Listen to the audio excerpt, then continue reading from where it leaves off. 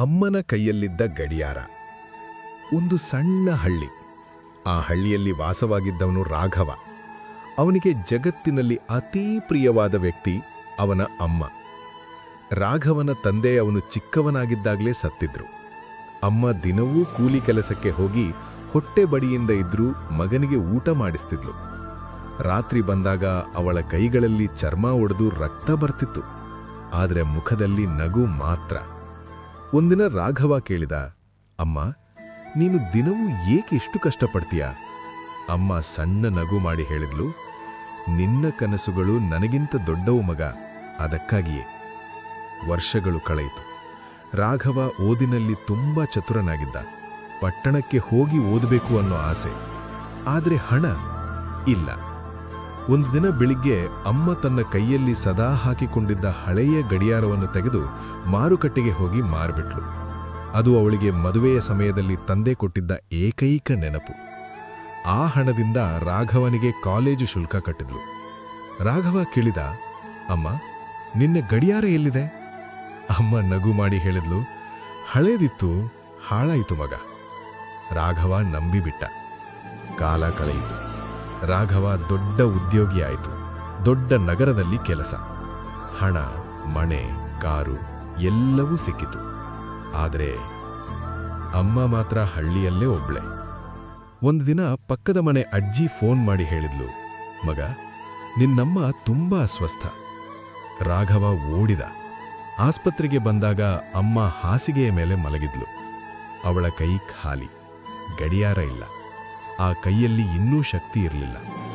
ಅಮ್ಮ ನಿಧಾನವಾಗಿ ಕಣ್ಣು ತೆರೆದು ಹೇಳಿದ್ಲು, ಮಗ, ನಿನ್ನ ಕನಸುಗಳು ನನಸಾಯ್ತಾ?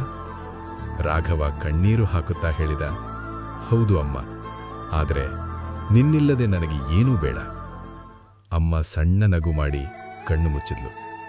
ಕೆಲವು ದಿನಗಳ ನಂತರ ರಾಘವ ಹಳ್ಳಿಯ ಮನೆಗೆ ಹೋದ. ಅಲ್ಲಿ ಅವನೊಂದು ಚಿಕ್ಕ ಡಬ್ಬಿ ಕಂಡು ಹಿಡಿದ. ಅದರೊಳಗೆ ಒಂದು ಕಾಗದ. ಮಗ, ನನ್ನ ಗಡಿಯಾರ ನಿನ್ನ ಭವಿಷ್ಯಕ್ಕೆ ಮಾರಿದ್ದೇನೆ. ನೀನು ಸಮಯದ ಮೌಲ್ಯ ತಿಳಿದು ದೊಡ್ಡವನಾಗಬೇಕು, ಅಷ್ಟೇ ನನ್ನ ಕನಸು. ರಾಘವ ಕುಸಿದು ಅತ್ತ.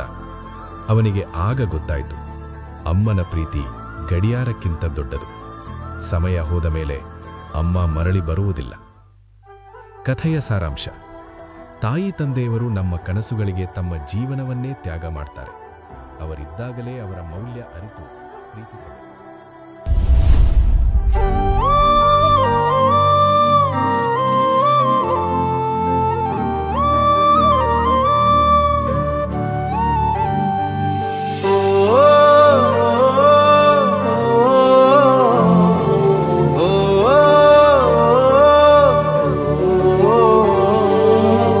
ಲೋಕದ ಮೂಲ ಬ್ರಹ್ಮನಂತೆ, ಪ್ರೀತಿಯ ಮೂಲ ಅಮ್ಮನಂತೆ.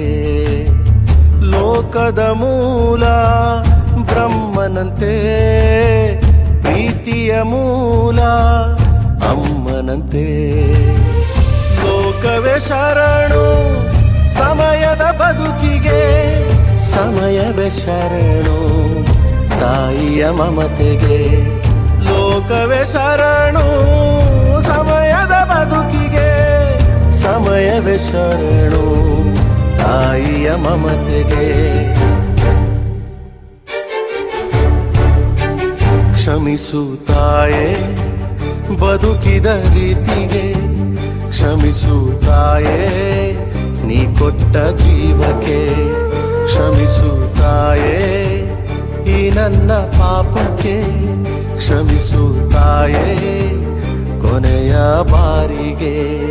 ಕೇಳ್ತಾ ಕೇಳ್ತಾ ನನ್ನ ಕಣ್ಣಂಚಲ್ಲಿ ನೀರು ತಾನಾಗೆ ತುಂಬ್ಕೊಂಡ್ಬಿಡ್ತು.